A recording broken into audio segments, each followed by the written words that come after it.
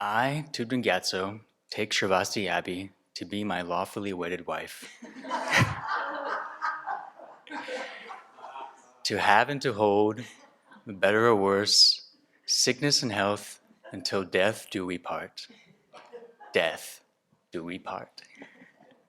So there's so many ways that joining an abbey and becoming a monastic are similar, like getting married. For example, there's always someone around to nag you and point out your faults and give you some feedback. Zero privacy at all whatsoever. Your in-laws are constantly coming to visit. There's little babies crying and with diapers all around, as we saw in the skits last week. So I think by listening to people's experience of their ordinations and talking about it and attending ordinations, I think it can really reinvigorate our practice and remind us why we came here in the first place, why we ordained in the first place, what were our motivations. Venerable Chodron has given us some great advice that when we're feeling really energized and pumped up about our practice, we should write that down. Then when we're feeling low, discouraged, we can go back to that state of mind we were in before and recall our strong motivations, these beautiful aspirations we have for why we came to the Abbey in the first place. So I think that's really helpful. 2 days after the ordination, right now, Venerable Konchok and I are celebrating our 2-month anniversary. Not exactly today, but we just celebrated with some fruit and some nuts, as you do when you're a monastic. It's a big celebration. So 2 days after my ordination, someone requested that I join them in a BBC as a kind of coming out introduction. This is me, I'm joining the Sangha. And I responded with an emphatic, no, please, I'll do anything but that. Because I realized I was so incredibly emotionally drained from the whole process. The entire month before ordination, I was just on the verge of tears 24/7. And then the 3 days or so leading up to the ordination, I was just so like an emotional wreck, just trying to hold it all together. Because I felt so incredibly fortunate and blessed, and I couldn't understand how something so virtuous and amazing could happen to me. Whew, man, it was overwhelming. So I was really grumpy for 3 days after. And I couldn't understand, after this incredibly unbelievable dreamlike experience of getting ordained, I couldn't understand, why am I so grumpy? It was like 3 days straight, and I couldn't shake it. And on the 4th day, somehow I just woke up and I was feeling amazing. Yeah, I think the emotional drain and the busy schedule, everything just caught up to me. I was just grumpy. That was it. People supported me, and it was very loving and amazing. But I was worried, am I going to feel this grumpy all the time? Is this what it means to be a monk? Everyone else will be happy, and I'll just be like the grumpy monk, just with my grumpy face all the time. But luckily, I was able to shake that and move forward. Yeah, at some point you might ask yourself, is it really worth it? Yeah. Is it worth it? All these trials and tribulations and being at the Abbey and people telling you what to do all the time and no privacy?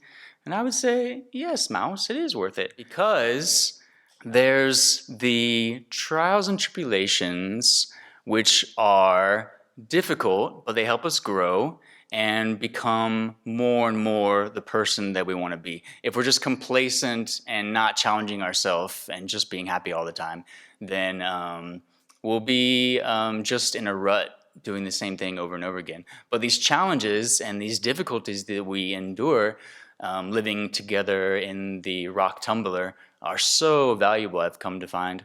When I first got here, I was grumbling a lot and just complaining so much. But when I learned how beneficial all these challenges were, I came to really appreciate them. So then you have the really awesome things that we get to practice together and share and support each other and do all these practices and follow a schedule that helps keep me in line. And there's also the difficulties, which are really hard and challenging, but they help us grow. So it's not that there's just 50% or 60% of the Abbey and being a monastic that helps us and leads us towards becoming Buddhas, but it's the whole package. 100% of the Abbey, full, is leading us towards liberation, maybe even 110%. I know Venerable Rinchen might disagree to that, but I'm fully committed. 110%, maybe even 120 of the Abbey is moving us towards liberation and helping others also move towards liberation. So that's pretty amazing. You might also ask, what is the big deal? All you did was change your clothes. You have the same mind, and you have one more vow. What are you getting so excited about?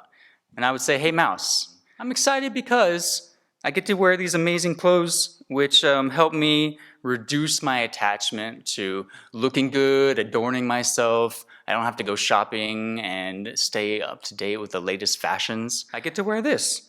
And the people that I idolize and admire, and people leading me into liberation, they're wearing the same clothes.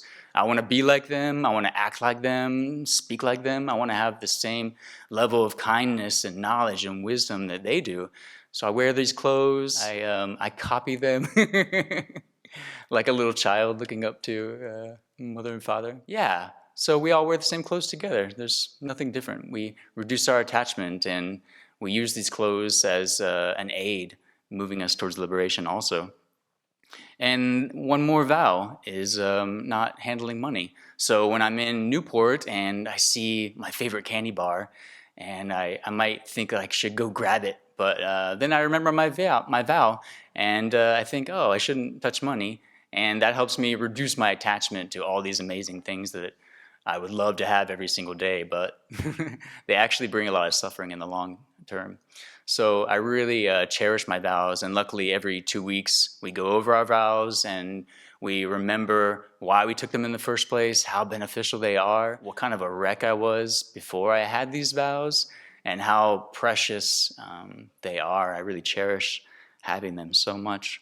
Also, Venerable Semke suggested that I do a BBC every couple years to kind of check in with myself. Yeah, I'm calling you out.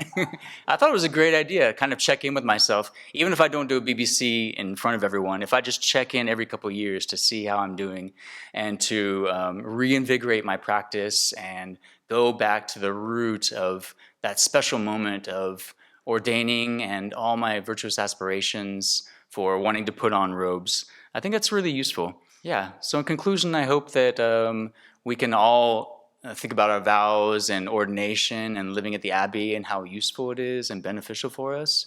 We can reinvigorate our practice and move closer and closer to liberation for all beings.